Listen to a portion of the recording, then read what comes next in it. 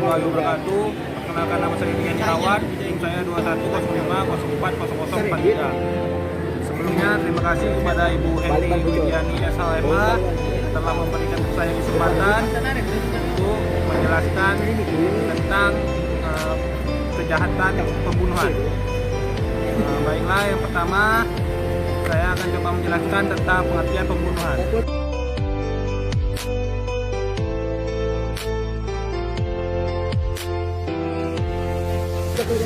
Kata pembunuhan berasal dari kata dasar bunuh yang mendapat awalan pe dan akhiran an, yang mengandung makna mematikan, menghapuskan, memadamkan atau membinasakan manusia. Dalam Kamus Besar Bahasa Indonesia mengemukakan bahwa membunuh artinya membuat supaya mati, menghilangkan nyawa. Sedangkan pembunuhan berarti perkara, membunuh, perbuatan, atau hal yang membunuh. Dalam peristiwa pembunuhan, minimal ada dua orang yang terlibat. Yang pertama, orang yang sengaja mematikan atau menghilangkan nyawa disebut pembunuh atau pelaku. Sedangkan orang yang dimatikan atau orang yang dihilangkan nyawanya disebut sebagai pihak terbunuh atau korban. Pembunuhan termasuk ke dalam kejahatan terhadap nyawa orang lain. Pembunuhan adalah kesengajaan menghilangkan nyawa orang lain. Untuk menghilangkan nyawa orang lain itu, seseorang pelaku harus melakukan sesuatu atau suatu rangkaian tindakan yang berakibat dengan meninggalnya orang lain, dengan catatan bahwa offset dari pelakunya harus ditujukan pada akibat berupa meninggalnya orang lain tersebut.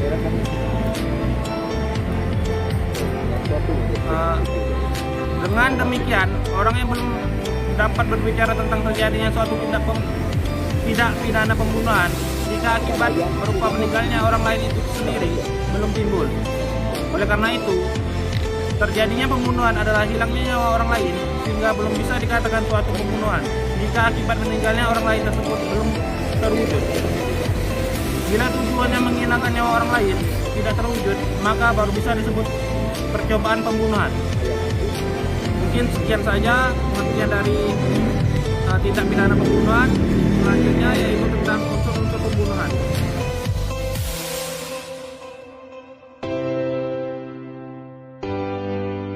Pembunuhan diatur dalam pasal 338 KUHP yang berbunyi sebagai berikut. Barang siapa dengan sengaja merampas nyawa orang lain diancam karena pembunuhan dengan pidana penjara paling lama 15 tahun penjara. Setelah melihat rumusan pasal di atas, kita dapat melihat unsur pembunuhan yang terdapat di dalam KUHP tersebut terbagi menjadi dua unsur. Yang pertama yaitu unsur subjektif dengan sengaja. Unsur subjektif dengan sengaja artinya bahwa perbuatan itu harus disengaja dan kesengajaan itu harus timbul ketika itu juga. Karena sengaja yang dimaksud dalam pasal 338 KUHP adalah perbuatan sengaja yang telah terbentuk tanpa direncanakan terlebih dahulu. Sedangkan yang dimaksud sengaja dalam pasal 340 KUHP adalah suatu perbuatan yang disengaja untuk menghilangkan nyawa orang lain yang terbentuk dengan direncanakannya terlebih dahulu. Secara umum menjelaskan bahwa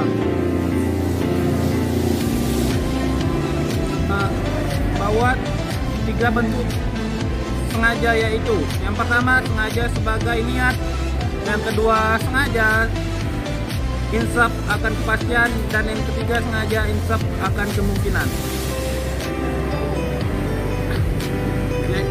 Selanjutnya unsur yang kedua yaitu unsur objektif, perbuatan menghilangkan nyawa.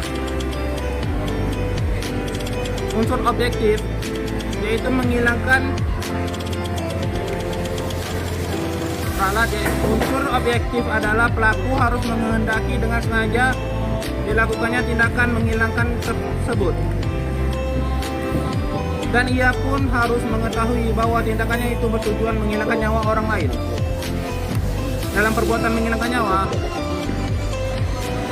orang lain terdapat 3 syarat yang harus dipenuhi, yaitu yang pertama adanya wujud perbuatan, yang kedua adanya suatu kematian orang lain, dan yang ketiga adanya hubungan sebab akibat antara perbuatan dan akibat kematian orang lain. Selanjutnya materi yang ketiga yaitu jenis-jenis pembunuhan.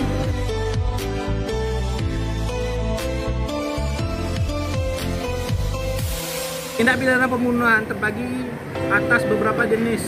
Di antaranya, yang pertama pembunuhan biasa yang diatur dalam pasal 338 KUHP yang berbunyi, barang siapa dengan sengaja merampas nyawa orang lain diancam karena pembunuhan dengan pidana penjara paling lama 15 tahun.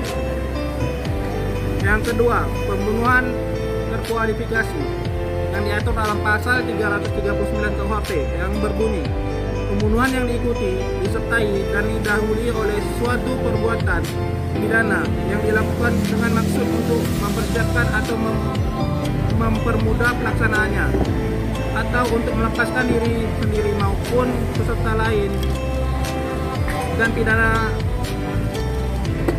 ralat peserta lainnya, dan pidana dalam hal tertangkap tangan, ataupun untuk memastikan penguasaan barang yang diperolehnya secara melawan hukum diancam dengan pidana penjara seumur hidup atau selama waktu tertentu paling lama 20 tahun.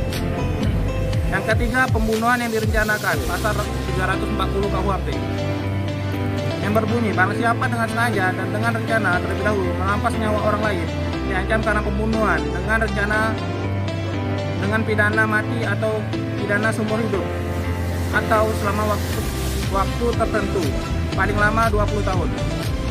Yang keempat, pembunuhan anak yang diatur dalam pasal 341 KUHP.